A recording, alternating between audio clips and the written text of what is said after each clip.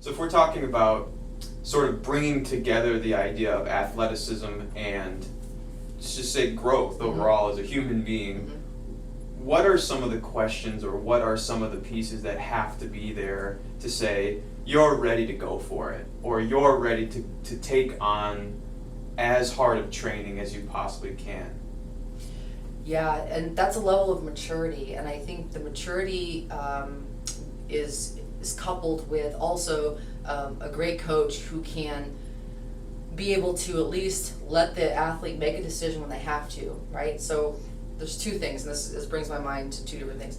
There's athletes who need coaching, who need personal training, and there's athletes who just need consulting, right? And I think with youth, you need to be able to educate them, and the more you educate them and the more you allow them to make decisions, you're going to see what type of athlete they're going to be as far as, psychologically, like are they dependent or independent athletes?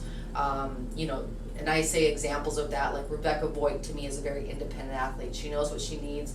She doesn't need someone to hold her hand. She'll have consulting on the side with other coaches, but she's going to take control of her design, her program. And the other end, you might have somebody like a Marcus Philly, for example, who still needs that touch, still needs that guidance, but at the same time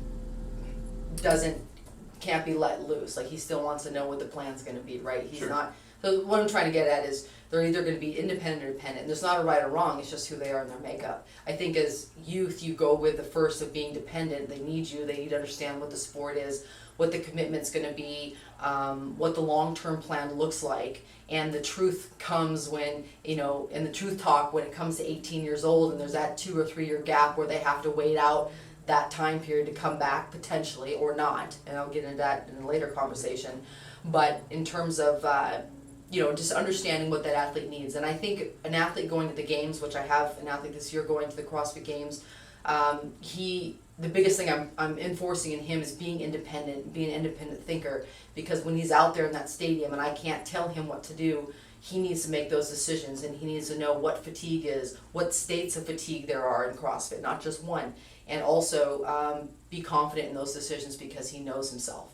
How fast do these, and I'm going to call them kids, how fast do these kids learn? I mean, or is it just person dependent? Yeah, I think it's personality dependent, and that's what I was trying to get to, is I think the more you work with somebody, and it's harder in a remote setting, I think more, getting athletes on site and being able to see them and how they think and how they react, you can really dig into, what they need from you in terms of guidance.